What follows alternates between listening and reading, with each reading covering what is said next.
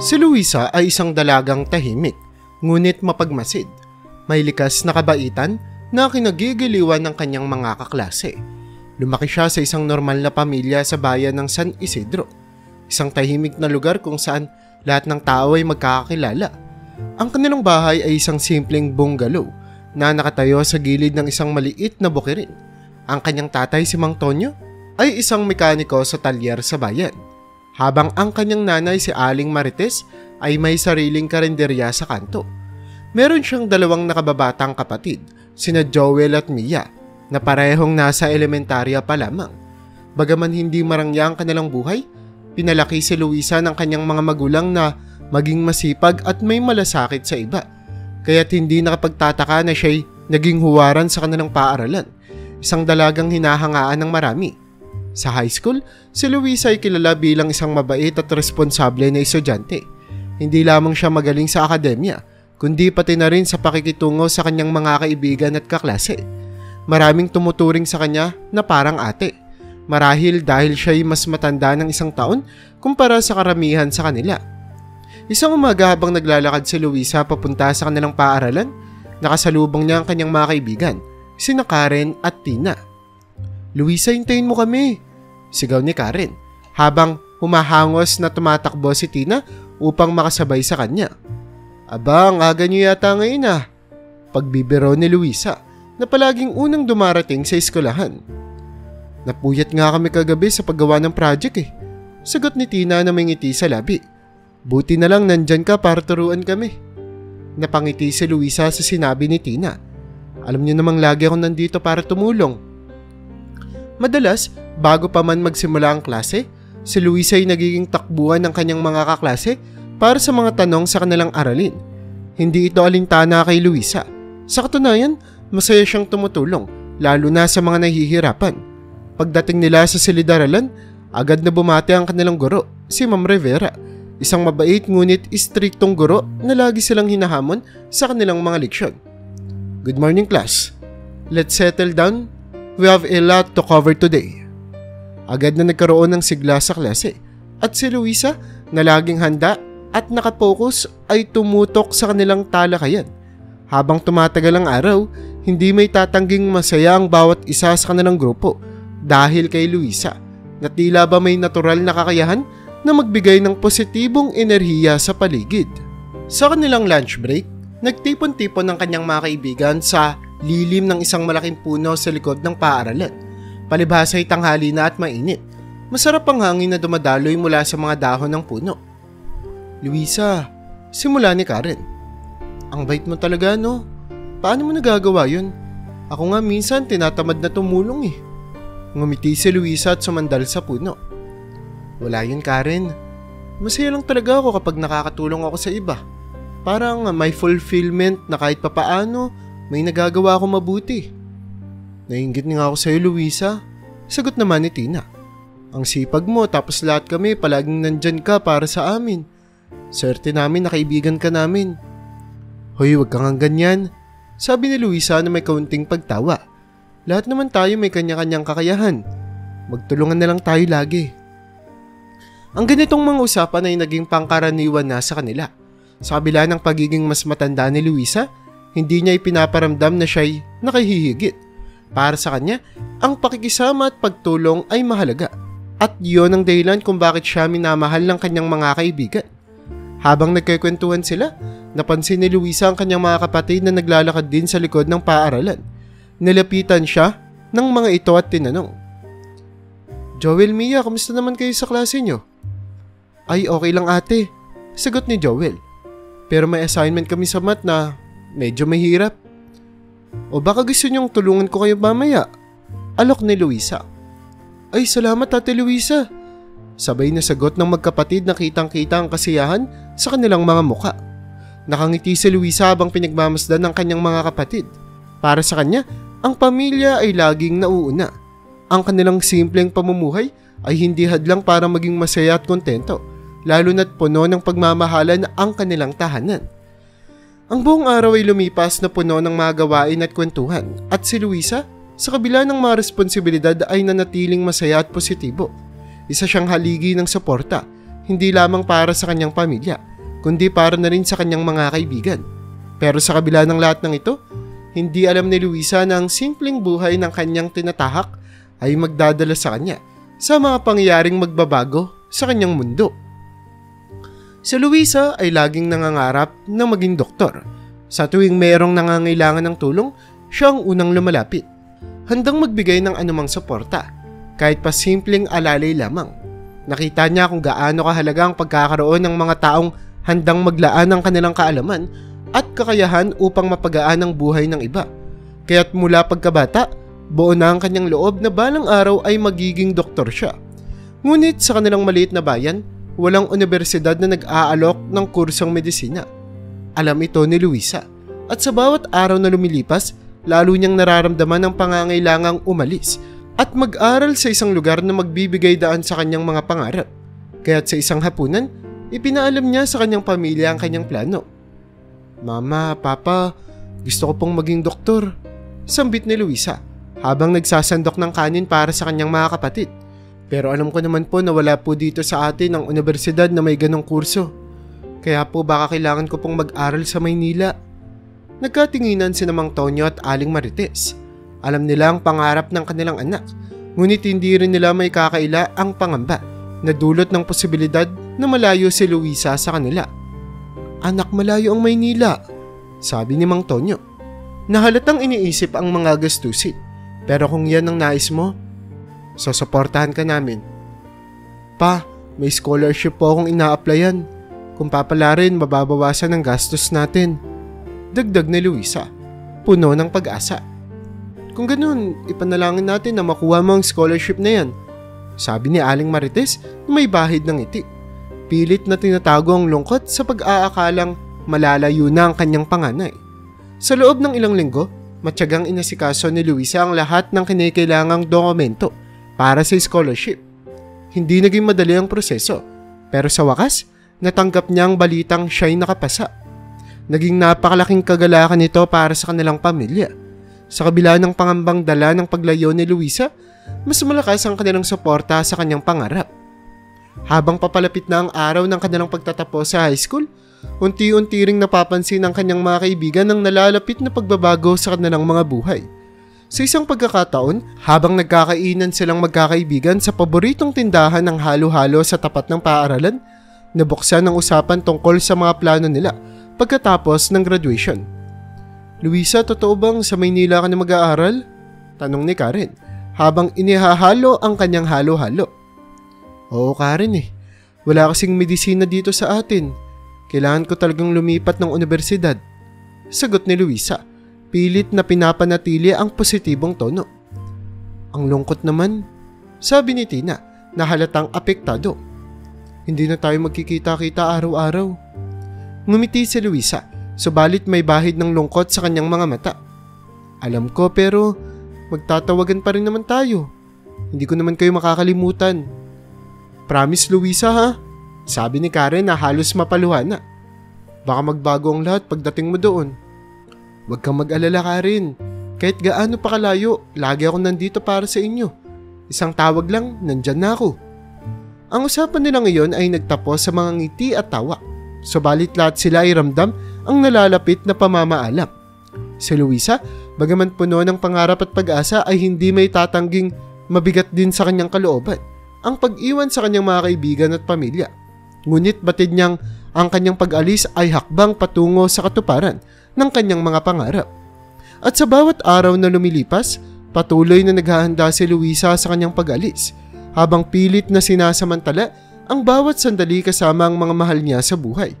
Alam niyang hindi magiging madali ang lahat, ngunit handa siyang harapin ang lahat ng hamon, alang-alang sa kanyang pangarap na maging doktor at makatulong sa mas maraming nangangailangan. Ang araw ng pag-alis ni Luisa patungong Maynila ay dumating na, at sa kanilang maliit na tahanan ay ramdam ang bigat ng pamamaalam. Nakapila ang kanyang pamilya sa harap ng pintuan. Hawak ni Aling Marites ang mga bagahe ni Luisa, habang si Mang Tonyo ay tahimik na nakatayo sa gilid. Pinipigilang ipakita ang lungkot. Si Joel at Mia, bagaman mas bata, ay hindi mapigilang maging emosyonal. "Anak, huwag mong kakalimutang tumawag, ha?" sabi ni Aling Marites, pilit na pinipigilan ng pagtulo ng mga luha. Opo ma, araw-araw po akong tatawag. Sagot ni Luisa habang niyayakap ang kanyang nanay. Huminga ng malalim si Mang Tonyo bago lumapit sa anak. Luisa, mag-ingat ka doon. Alalahanin mo na nandito lang kami. Handang umalalay sa iyo kahit anong oras. Opo papa. Tugon ni Luisa habang niyayakap din ang kanyang tatay. Gagawin ko po ang lahat ng makakaya ko para maging proud po kayo. Isa-isang nagpaalam si Luisa sa kanyang mga kapatid na parehong mahigpit ang yakap sa kanya. Pagkatapos, sumakay na siya sa bus na magdadala sa kanya patungo sa kanyang mga pangarap. Habang papalayo ang bus mula sa kanilang tahanan, hindi mapigilan ni Luisa ang maging emosyonal. Ngunit kasabay nito ay naroon din ang matinding excitement na bumabalot sa kanya. Bagong buhay, bagong lugar at mga bagong tao ang kanyang makikilala. Pagdating niya sa Maynila, sinalubong siya ng ingay at abala ng lungsod. Isang napakalaking pagbabago mula sa tahimik na bayan ng San Isidro. Tumigil ang bus sa terminal at mula roon ay sumakay si Luisa sa taxi patungo sa dormitoryong kanyang tutuluyan. Nang makarating siya, sinalubong siya ng landlady, isang matandang babae na may mabait na ngiti. Ikaw siguro si Luisa ano? Tanong ng landlady habang iniabot ang susi sa kanya. Oo po, ako nga po. Sagot ni Luisa habang kinukuha ang susi. Tuloy ka iha. Sa ikalawang palapag ang kwarto mo. May, ano ba yun? Oo nga pala, may 3 ka pang magiging kasama sa kwarto. Pero mukhang baka ikaw lang muna para sa araw na ito bago pa sila dumating. Sagot ng landlady na medyo makakalimutin na. Pagkatapos magpasalamat, umakyat si Luisa sa ikalawang palapag at pumasok sa kanyang kwarto. Isang simpleng silid na may 4 na kama. Bawat isa ay may maliit na lamesa sa tabi at isang aparador. Inayos niya ang kanyang mga gamit. Inilabas ang mga damit at inilagay ang mga ito sa kanyang aparador. Inilagay niya rin sa mesa ang ilang larawan ng kanyang pamilya upang palagi niyang kasama ang kanilang mga ngiti kahit malayo siya. Matapos ang ilang oras ng pag-aayos, naramdaman ni Luisa ang matinding pagod. Umupo siya sa gilid ng kanyang kama at sumandal. Ngunit sa halip na magpahinga, naramdaman niya ang isang di mapipigil na pagnanais na libutin ng paligid. Nais niyang maging pamilyar sa lugar at masanay sa kanyang bagong tahanan. Lumabas si Luisa ng dormitoryo at sinimulang libutin ang paligid ng kanilang eskwelahan. Ang malalaking gusali, mga puno sa paligid at ang mga estudyanteng naglalakad ay nagbigay sa kanya ng pakiramdam na siya ay nasa isang bagong mundo. Huminga siya ng malalim at naglakad-lakad. Pinagmamasdan ng mga gusali at mga pasilyo na sa susunod na mga taon ay magiging bahagi ng kanyang buhay. Habang naglalakad siya sa paligid, naramdaman ni Luisa ang excitement na sinamahan ng kaunting kaba. Alam niyang hindi magiging madali ang mga susunod na taon, ngunit batid din niyang handa siyang harapin. Ang lahat ng ito para sa kanyang pangarap na maging doktor. At habang lumilipas ang bawat minuto, mas lumalalim ang kanyang determinasyon na magtagumpay sa kursong kanyang pinili. Makalipas ang ilang araw ng pag-iisa, nagsidatingan na ang kanyang mga kasama sa dormitoryo. Isang hapon, habang nagbabasa siya ng libro sa kanyang kama, narinig niya ang pagbukas ng pinto. Pumasok ang 3 babae. Bawat isa ay may bitbit na malalaking bag at maliliit na kahon. Hi, ikaw si Luisa, di ba? Bati ng isang dalaga na may maikling buhok at masiglang ngiti. Ako nga pala si Sarah, taga dito lang din ako sa Manila. Oo, ako nga. Sagot ni Luisa habang bumabangon mula sa kama. Nice to meet you, Sarah. Grabe ang init sa labas. Pero buti na lang maganda itong dorm natin. Sabi ng isa pang dalaga na halatang pagod mula sa biyahe. Ako pala si Maria, taga Ilocos. Bumiyahe pa ako ng halos kalahating araw para makarating dito. Hi Maria, ako naman si Grace, taga Batangas. Sa wakas, nakarating din tayo. Sabi ng pangatlong dalaga na abala sa pag-aayos ng kanyang mga gamit. Nagkatinginan at nagkangitian ang 4 na dalaga. Mabilis na nabuo ang koneksyon sa pagitan nila. Si Sarah, bagaman taga Maynila, ay mas pinili ang mag-dorm upang hindi na mahirapan sa traffic. Si Maria at Grace naman, tulad ni Luisa, ay galing din sa probinsya kaya't agad silang nakaramdam ng pagkakaintindihan. Ano palang course mo, Luisa? Tanong ni Sarah habang inaayos ang kanyang kama. Medisina din katulad ninyo, sagot ni Luisa. Ay, kaklase kita, sabi ni Grace na biglang napatingin kay Luisa. Excited na ako magsimula pero kinakabahan din ako. Pareho tayo, sabi ni Luisa na tinapatan ng ngiti ni Grace. Pero kaya natin to. Tulungan lang tayo.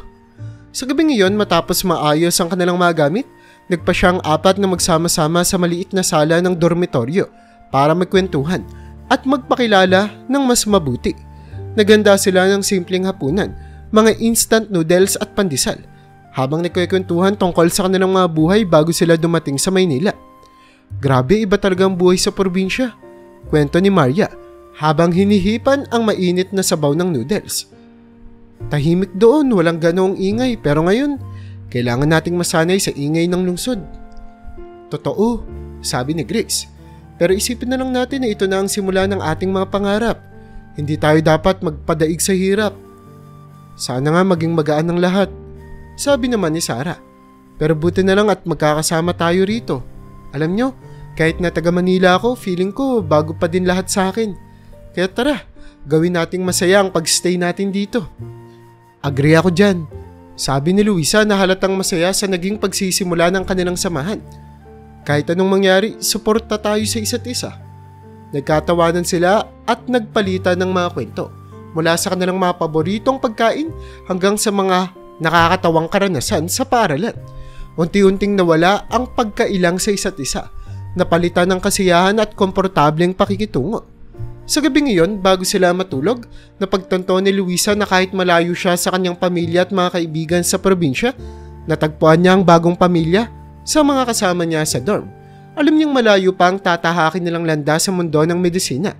Ngunit sa gabing iyon, batid niyang hindi na siya mag-iisa sa pagharap sa mga pagsubok pang darating.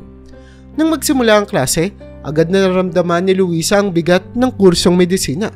Sa bawat araw, napuno ang kanilang oras ng mga leksyon, laboratorio at mga takdang aralin na tila ba walang katapusan.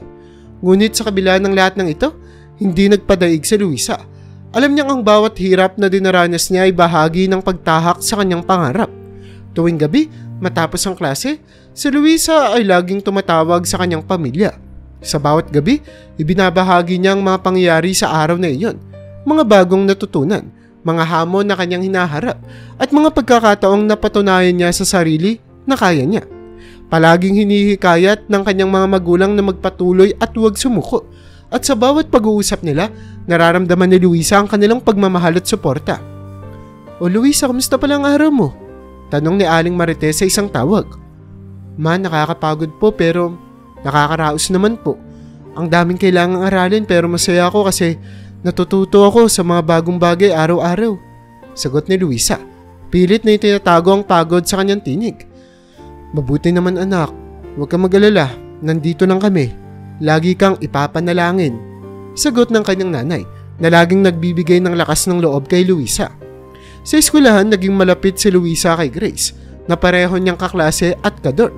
Madalas silang magkasama mula sa pagpasok sa klase hanggang sa mga group study sessions tuwing gabi. Sa tuwing may mga araling hindi maintindihan si Luisa, laging nandyan si Grace upang ipaliwanag ito sa kanya, at gayon din naman siya kay Grace. "Grace, hindi ko talaga magets itong concept na to," sabi ni Luisa isang gabi habang nag-aaral sila sa ilalim ng ilaw ng maliit na desk lamp sa kanilang kwarto. "Okay lang Luisa, ganito kasi yan," sinumulan ni Grace, na pasensyosong ipinapaliwanag ang konsepto sa simpleng paraan hanggang sa makuha nga ito ni Luisa. "Ay, salamat talaga Grace, kung wala ka ewan ko na lang," sabi ni Luisa, labis ang pasasalamat. "Naku, wala yun. Tulungan lang tayo dito. Para naman natin gustong maging doktor, di ba?" sagot ni Grace na may ngiti. Kasama din nila sa pagre-review sina Maria at Sarah, kahit na hindi sila magkakapareho ng section. Dahil sa pagkakapareho ng kurso, madalas ay sabay-sabay silang nag-aaral at nagdadamayan sa bawat pagsubok na dumarating. Ang pagre-review nila ay hindi lang tungkol sa pag-aaral. Naging oras din ito para sa mga tawanan, kwentuhan at pagpapalakas ng loob.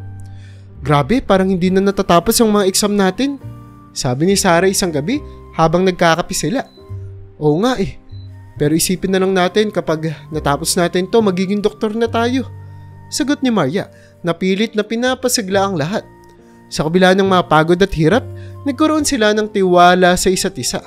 Alam nilang kasama sa landas ng kanilang pinili ang mga ganitong pagsubok. Ngunit sa tulong ng kanilang samahan, Napapagaan ang bigat ng kanilang dinadala. At sa bawat oras na lumilipas, mas lalo nilang napapatunayan na kaya nilang harapin ang lahat ng hamon, basta't magkakasama sila. Habang nagiging pamilyar na si Luisa sa kanyang bagong buhay, mas tumatatag ang kanyang determinasyon na maging isang mahusay na doktor. Sa kabila ng lahat ng hirap at pagod, hindi niya kinakalimutan ang kanyang layunin, ang makatulong sa mga nangangailangan. At sa bawat gabing kasama niya ang kanyang mga kadorm, nararamdaman niya na hindi siya nag-iisa sa laban na ito. Pagod na sina Luisa at Grace matapos ang kanilang klase. Nagpasya silang magtungo sa library para ipagpatuloy ang pag-aaral. Tahimik ang paligid, tanging mga pahina ng libro at mahihinang bulong ng ibang estudyante ang naririnig. Si Grace ay abala sa pagre-review ng mga notes nila habang si Luisa naman ay nagsusulat ng mga mahahalagang konsepto sa kanyang notebook. Grabe Grace, parang walang katapusan yung mga aralin natin. Bulong ni Luisa habang patuloy na nagsusulat. Oo nga pero kailangan natin tong pagdaanan, tiwala lang. Sagot naman ni Grace na bahagyang ngumiti at tinapik ang balikat ni Luisa. Kayang-kaya natin to. Ngunit sa kalagitnaan ng kanilang pag-aaral, bigla na lamang silang nakaramdam ng malakas na pagyanig. Tumigil si Luisa sa pagsusulat at mabilis na nagkatinginan sila ni Grace. Lindol! Bulalas ni Grace, bakas ang takot sa kanyang boses. Nagsimula ng mag-ingay ang buong library. Mga mesa at upuan na gumagalaw, mga libro na nahuhulog mula sa mga istante at mga estudyanteng nagsisigawan. Nagkukumahog na makalabas. Ngunit bago pa man sila makagalaw, narinig ni Luisa ang isang nakabibinging tunog ng pagbagsak. Ang kisame sa kanilang itaas ay bumigay. Yung kisame! Sigaw ni Grace, ngunit huli na ang lahat. Isang malakas na kalabog ang narinig ni Luisa. Kasunod ang matinding sakit sa kanyang binti. Sa isang iglap, nakita niyang natamaan si Grace ng isang malaking ilaw na bumagsak mula sa kisame. Bumagsak si Grace sa sahig. Wala nang malay. Napalitan ng kilabot ang mukha ni Luisa. Grace! Sigaw ni Luisa. Pilit na inaabot ang kaibigan, ngunit biglang naramdaman niya ang matinding kirot sa kanyang kaliwang paa. Sinubukan niyang igalaw ito ngunit hindi siya makalis. Naipit ito ng mabigat na piyesa ng kisame. Nagsimulang manginig ang buong katawan ni Luisa. Diyos ko, anong gagawin ko? Bulong niya sa sarili habang umiiyak at pilit na inaabot si Grace. Pilit niyang tinatawag si Grace ngunit walang sagot. Nakikita niyang walang malay ang kanyang kaibigan at sa bawat segundo, lalo pang tumitindi ang takot na nararamdaman ni Luisa. Sinubukan niyang alisin ang kanyang paa sa pagkakaipit, ngunit napakabigat ng nakadagan sa kanya. Muling nagkalindol at naramdaman niyang muli ang pagyanig sa paligid. Ang kisame na tila babibigay na ulit sa kanyang kinatatayuan. Help! Tulungan niyo kami! Sumigaw si Luisa. Umaasang may makakarinig sa kanya sa gitna ng kaguluhan. Ngunit tila ba walang makakarinig sa kanyang boses. Sa gitna ng ingay at takot na bumabalot sa buong library. Napaiyak siya habang tumitingin sa walang malay at katawan ni Grace. Grace, please, gumising ka naman. Please.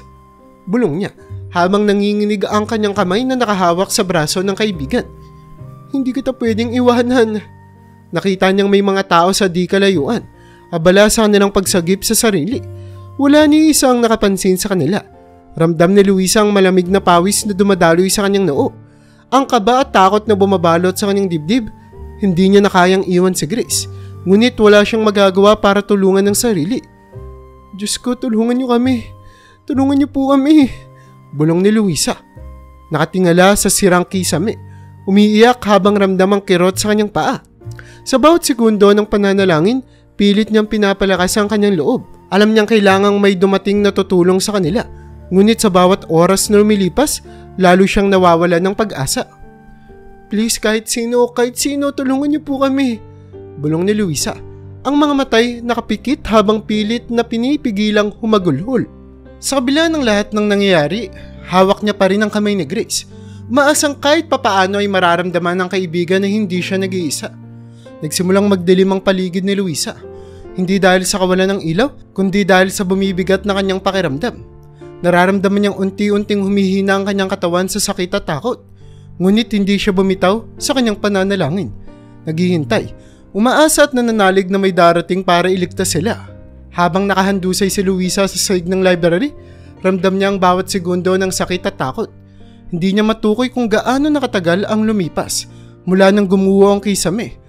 Parang tumigil ang oras para sa kanya. Ang bawat minutong lumilipas ay tila ba mas lalong nagpapabigat sa kanyang pakiramdam.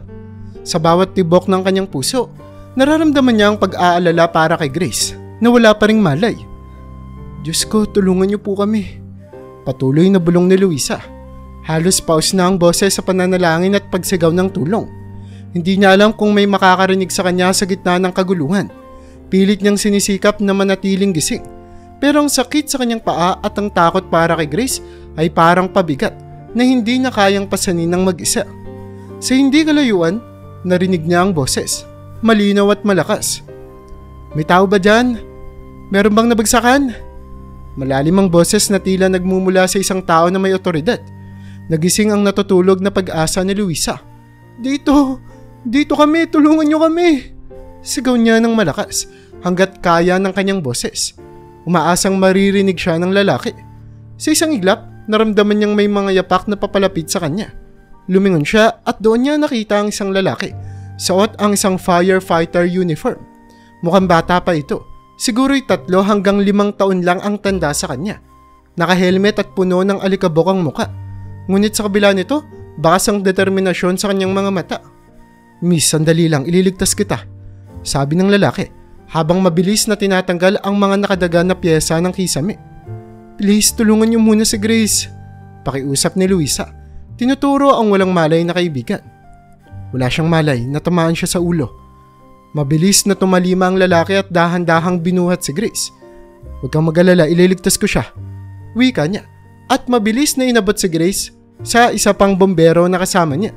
Agad na dinala si Grace sa labas ng library para mabigyan ng agarang lunas. Matapos masigurong ligtas si Grace, bumalik ang bombero kay Luisa. Ako naman ang bahala sa iyo, miss. Kailangan nating alisin tong pyesa sa paa mo. Malaking tipak to ng bato. Nagsimula siyang maingat na alisin ng mga nakaharang. Ngunit bigla na lang may isang bahagi ng kisame na natumba at pabagsak na sana sa ulo ni Luisa. Halos wala ng oras para makaiwas. Ngunit mabilis na umaksyon ng bombero. Ginamit niya ang kanyang braso para salagin ang tumumbang parte ng kisame. Napahiyaw siya sa sakit ngunit tiniis ito para lang protektahan si Luisa. Sir, nasaktan ka! Bulalas ni Luisa. Kitang-kita sa kanyang mga mata ang takot at pag-aalala. Okay lang ako. Kailangan natin makaalis dito nang ligtas ka. Sagot ng bombero habang pilit na tinatanggal ang mga natitirang piraso ng kisame na nakadagan sa paa ni Luisa. Ngunit dahil sa kanyang pinsala, hindi niya nagawang tapusin ito ng mag-isa. Sumigaw siya ng tulong at agad dumating ang kanyang mga kasamahan. Sama-sama nilang inangat ang mabibigat na piraso ng kisame. At sa wakas ay nailabas nila si Luisa. Habang inihihiga siya sa stretcher, naramdaman ni Luisa ang biglang panghihina ng kanyang katawan. Salamat po. Ang tanging nasabi ni Luisa. Halos hindi nang magawang itaas ang kamay para hawakan ng bombero. Ngunit bago pa man siya mapagsalita, narinig niya ang isa sa mga paramedic na nagsabing kailangan na siyang dalhin agad sa ospital dahil sa malubhang pinsala sa kanyang paa. Nakita niyang ang bombero naman ay inalagaan din ng mga paramedic. Narinig niyang nag-uusap-usap ang mga ito na tila ba napilayan ng bombero sa braso dahil sa ginawa nitong pagsagip sa kanya. Habang inilalabas siya ng mga paramedic, pilit niyang sinisikap na lingunin ng bombero. Gusto niyang magpasalamat ng gusto. Ngunit bago pa man niya magawa iyon, ay bumigat na ang kanyang mga mata. Sa uling sandali, narinig niya ang tunog ng mga sirena at naramdaman ng malamig na hangin mula sa labas. Dala ng mga kaguluhan at takot, ngunit batid niyang siya ay nailigtas. Sa isip niya, isang huling bulong ng pasasalamat ang kanyang naisambit bago tuluyang mawalan ng malay. Salamat po. Matapos ang ilang araw na pagpapahinga, unti-unti nang bumalik sa normal ang buhay nila Luisa at Grace. Sa unang araw ng kanilang pagising matapos ang trahedya, ramdam ni Luisa ang kirot sa kanyang paa. Ngunit higit pa rito, ang pagkabog ng kanyang puso ay dala ng takot na bumalik sa ala-ala ng nangyari. Agad siyang tinawagan ng kanyang mga magulang upang alamin ang kanyang kalagayan. Anak, kumusta ka? Kumusta ka na? Nakausap mo ba si Grace? Kumusta naman ang kalagayan niya dyan sa ospital? Tanong ni Aling Marites, halatang hindi mapalagay sa kabilang linya. Opo ma, nakalabas naman na po kami ng ospital. Okay na kami ni Grace. Sagot ni Luisa. Pilit na pinapalakas ang kanyang boses upang pakalmahin ang kanyang nanay. Medyo masakit pa rin po ang paa ko pero sabi naman po ng doktor maghihilom din ito ng tuluyan. Salamat sa Diyos at ligtas ka. Tugon ng kanyang nanay na bakas ang ginahawa sa boses. Matapos makausap ang kanyang pamilya, agad na tinawagan ni Luisa si Grace. Nalaman niyang nagdadalawang isip din si Grace na bumalik sa normal na routine dahil sa trauma. Gayunpaman, nagkasundo silang harapin ang kanilang takot at unti-unting bumalik sila sa kanilang mga klase. Gayunpaman, pansamantala nilang iniwasan ang library at sa halip ay nag-aaral sa mga tahimik na lugar sa paligid ng campus. Isang araw, nagpasya silang dalawin ang fire station upang personal na magpasalamat sa bumbero na sumagip sa kanila. Bit-bit ang isang kahon ng pagkain bilang pasasalamat. Nagtungo sila sa istasyon. Ngunit nang dumating sila, nalaman nilang nasa ospital pa rin ng bumbero. Nagpapagaling mula sa natamong bali sa braso. Nasa ospital pa rin po siya? Tanong ni Grace sa isa sa mga bumbero. Oo, medyo matagal pa ang recovery niya. Sagot ng bumbero na nakausap nila. Pero tiyak kong matutuwa siya kapag nalaman niyang bumisita kayo para magpasalamat. Dahil hindi nila personal na naabutan ng bumbero, inabot na lamang ni Luisa at Grace ang dalang pagkain sa mga kasama nito. Pakisabi na lang po sa kanya na nagpapasalamat po kami ng sobra, sabi ni Luisa na may ngiti. Ngunit baka sa kanyang mga mata ang labis na pasasalamat. Naku, siguradong matutuwa yun, sagot ng isa pang bumbero, na kinamayan ng dalawa bilang pagtanggap sa kanilang pasasalamat. Habang palayo si Luisa at Grace mula sa fire station, nagdesisyon silang magpatuloy sa kanilang buhay. Ngunit dala pa rin ang aral ng kanilang karanasan. Bagaman may kaunting trauma pa silang nararamdaman, na lalo na kapag naaalala ang mga nangyari, unti-unti rin itong napapalitan ng tapang at panibagong pananaw sa buhay. Nang dumating ang araw ng kanilang pagtatapos, nag-uumapaw ang kasiyahan sa kanilang mga puso. Suot ang kanilang toga, naglakad sila sa entablado upang tanggapin ang kanilang mga diploma. Isang patunay lang lahat ng hirap at sakripisyong kanilang pinagdaanan. Sa gitna ng mga palakpak at pagbati, ramdam ni Luisa ang matinding kasiyahan.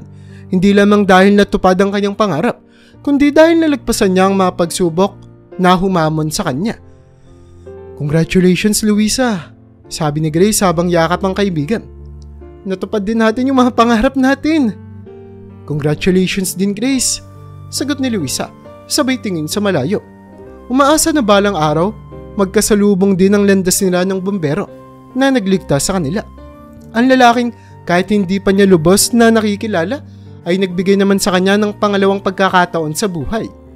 Sa wakas, natupad ni Luisa ang kanyang pangarap na maging isang doktor. Pagkatapos ng kanyang matyagang pag-aaral at pagsasanay, nagsimula na siyang magtrabaho sa isang maliit na ospital sa kanilang probinsya. Malapit ito sa kanilang tahanan at doon din niya unang inilaan ang kanyang panahon at kasanayan upang tumulong sa mga kababayan niya na hindi kayang magpagamot sa mga malalaking ospital sa Manila. Doktora Luisa, salamat po at nandito kayo, sabi ng isang matandang pasyente habang tinutulungan siyang maglakad ni Luisa palabas ng klinik. Kung wala po kayo, ewan ko po kung saan po kami pupulutin. Ay, wala po yun, Nay. Tugon ni Luisa na may ngiti sa labi. Masaya po akong makapagsilbi dito sa atin. Lagi po akong nandito para sa inyo. Sa bawat araw na lumilipas, nagiging masaya si Luisa sa kanyang ginagawa. Hindi lamang siya nakakatulong sa mga tao, kundi na ibabalik din niya ang kanyang oras at pagmamahal sa lugar kung saan siya lumaki. Isa pa, ang pag-uwi niya tuwing hapon at pagsalo sa hapunan kasama ang kanyang pamilya ay isa sa mga bagay na pinaka-asam-asam niya noong siya ay nag-aaral pa sa Maynila. Ate, ang saya ko't lagi na kitang kasama, sabi ni Joel habang sabay silang kumakain ng hapunan. Miss na miss ka namin noon. Namiss ko rin kayo, Joel, sagot ni Luisa habang hinahaplos ang ulo ng kanyang kapatid. Ngayon, araw-araw na tayong magkakasama. Ngunit hindi nagtagal, isang mahalagang desisyon ang kailangang gawin ng kanilang pamilya. Isang araw habang nag-uusap sila ng kanyang mga magulang, inilahad ng mga ito ang kanilang plano. Luisa, anak, balak sana namin ng mama mo na mag-migrate tayong buong pamilya sa Manila, sabi ni Mang Tonyo habang nasa hapagkainan sila. Sa tingin kasi namin, mas maganda ang oportunidad ng mga kapatid mo roon. Mas maraming eskwelahan at mga trabaho. Napatingin si Luisa sa kanyang mga magulang. Alam niyang tama sila. Ang Manila ay nag-aalok ng mas maraming pagkakataon, Hindi lamang para sa kanyang mga kapatid, kundi para na rin sa kanya. Opo pa, sagot ni Luisa na puno ng pag-iisip. Kung sa tingin niyo po mas makakabuti yun para sa kanila, susuportahan ko po kayo. Paano ka ate? Sasama ka ba sa amin? Tanong ni Mia na may pag-aalinlangan sa kanyang tinik. Ngumiti si Luisa at hinawakan ng kamay ng kapatid. Oo Mia, sasama ako. Magtatrabaho na rin ako sa Manila para mas malapit sa inyo. Hindi naging madali para kay Luisa ang magpaalam sa mga taong nakasama niya sa probinsya, mga pasyente, mga dating kaklase at mga kasamahan sa trabaho. Ngunit alam niyang mahalaga ang pag-alis nila upang mabigyan ng mas magandang kinabukasan ng kanyang mga kapatid. Nang lumabas na sila sa Manila, si Luisa ay agad na naghanap ng trabaho sa isang malaking ospital.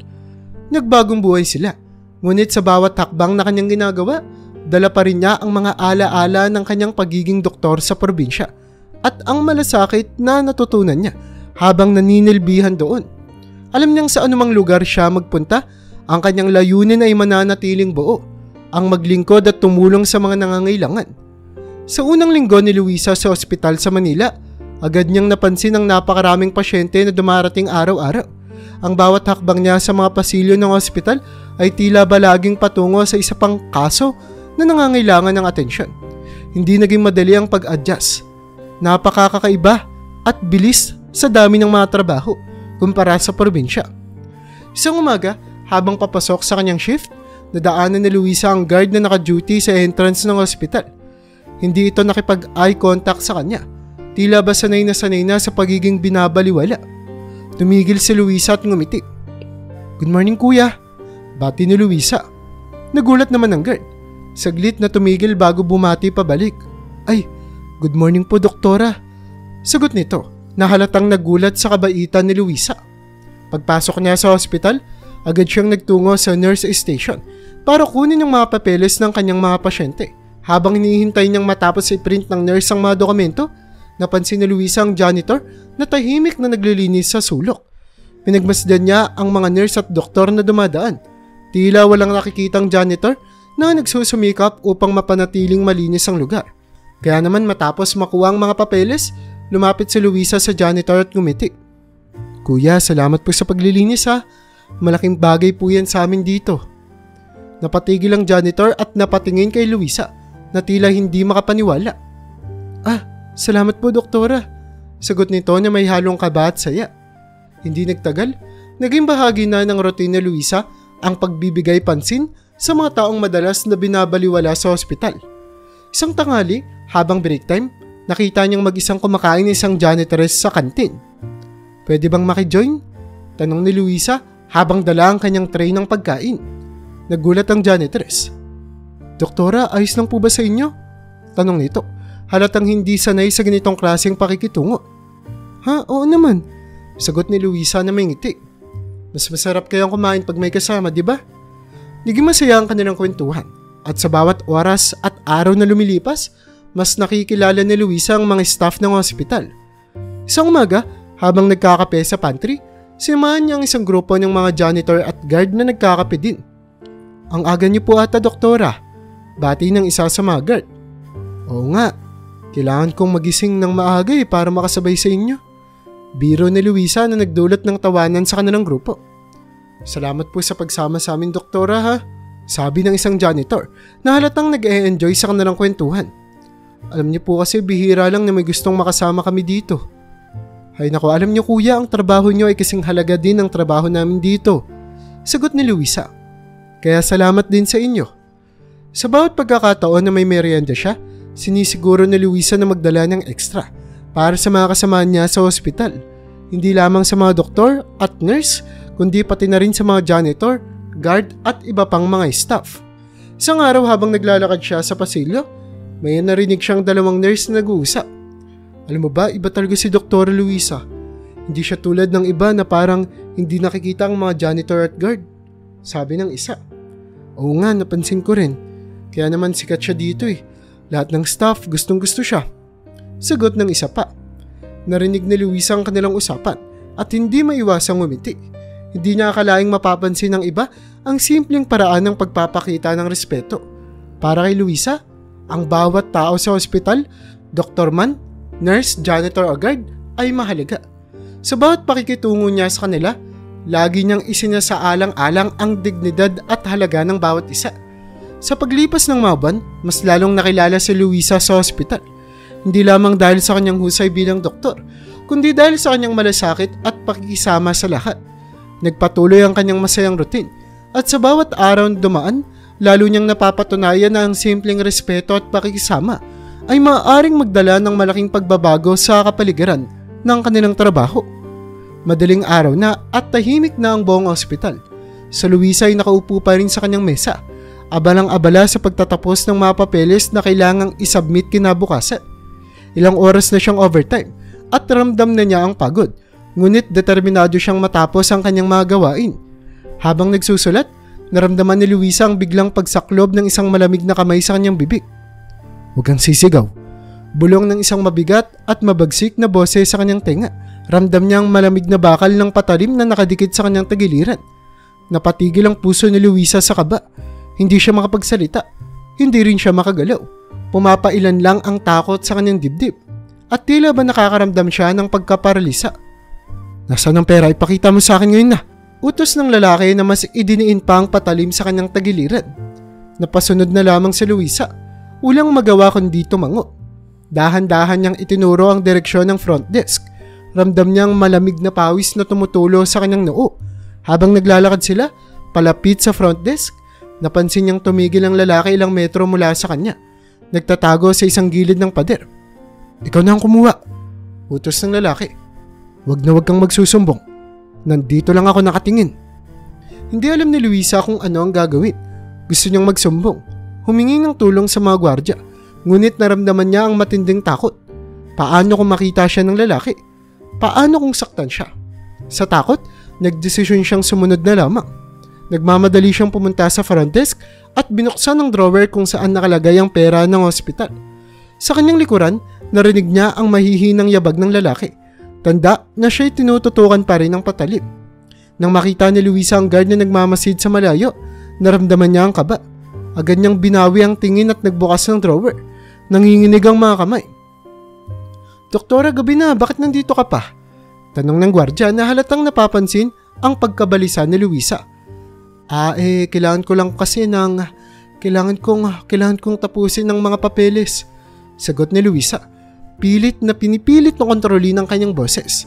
Ramdam niya ang bawat segundo na dumadaan, parang isang bomba na malapit ng sumabog. Nakita ng guard ang kakaibang kilos ni Luisa. "Sigurado ka bang okay ka lang, doktora?" Tanong niya muli, bakas ang pag-aalala. Oo, okay lang ako."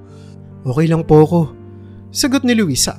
Ngunit halata ang kanyang pagkalito at takot. Nagmamadaling kinuha ni Luisa ang pera mula sa drawer at naglalakad pabalik sa kanyang opisina.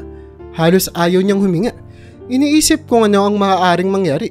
Pumasok siya sa kanyang opisina kung saan hinihintay siya ng lalaki na may hawak ng patalim. Nakita niyang lalaki. Malalim ang tingin habang binibilang ang perang inabot niya. Nanginginig pa rin ang kanyang mga kamay habang nakatayo sa gilid ng mesa. "Ang tagal mo," sabi ng lalaki. Matalim ang boses. "Baka pinagtatangkaan mo akong isumbong, ha?"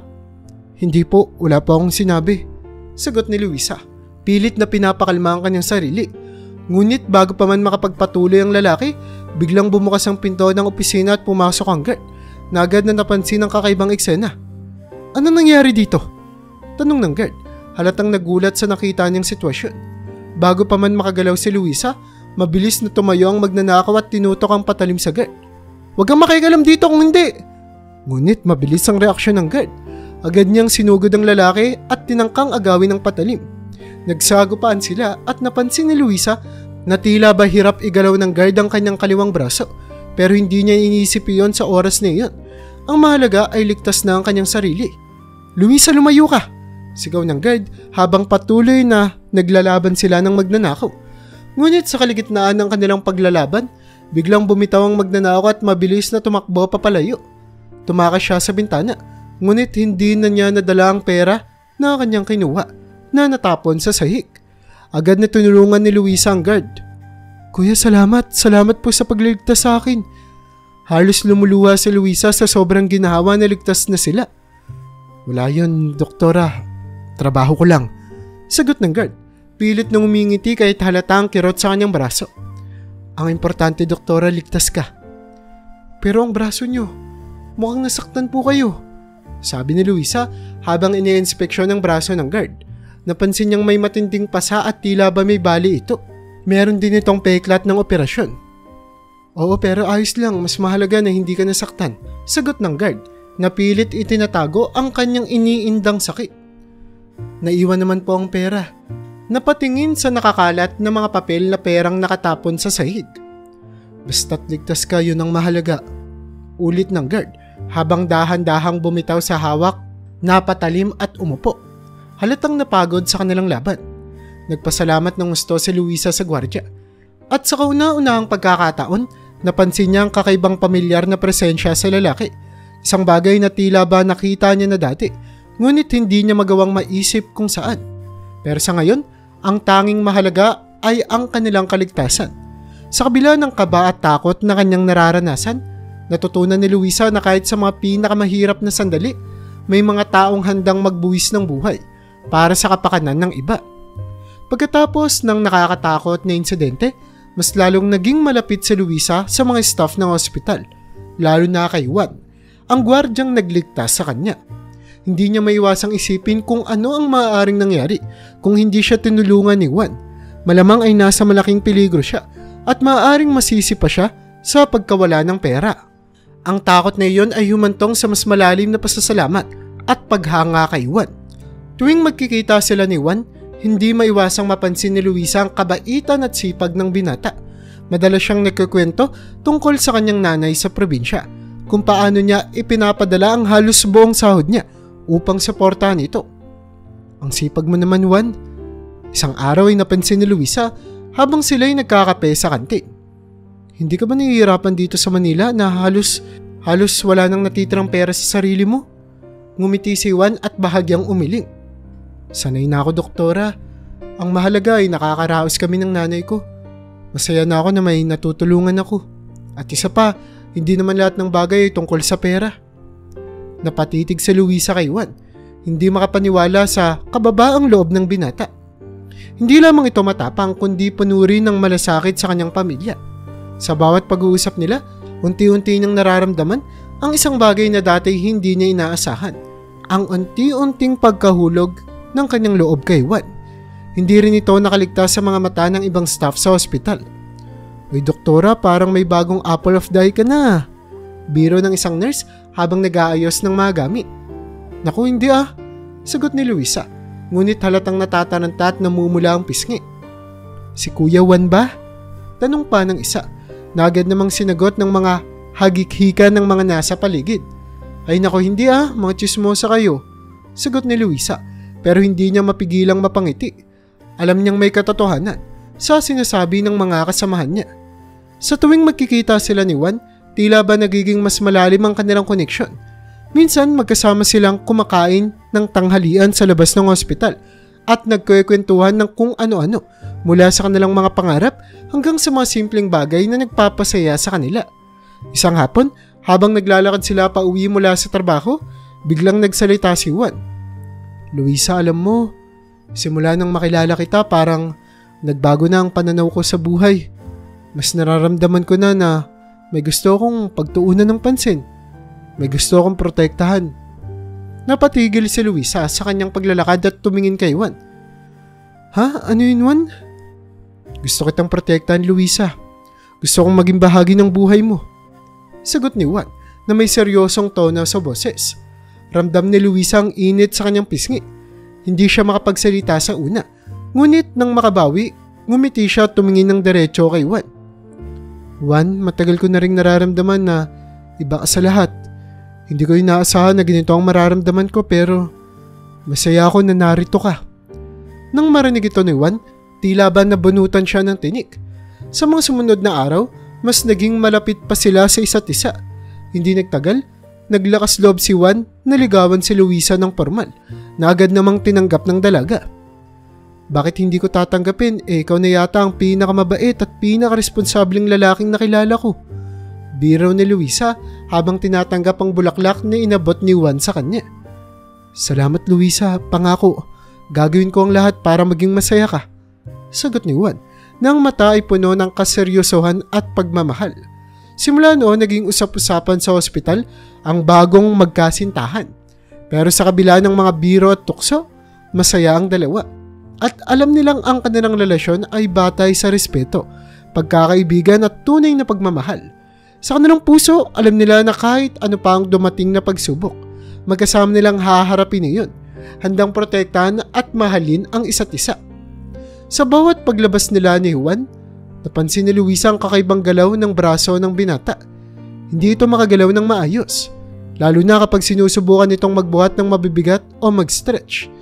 Isang araw, pagkatapos ng kanilang shift, nagpa siya sa Luisa na alamin ang dahilan.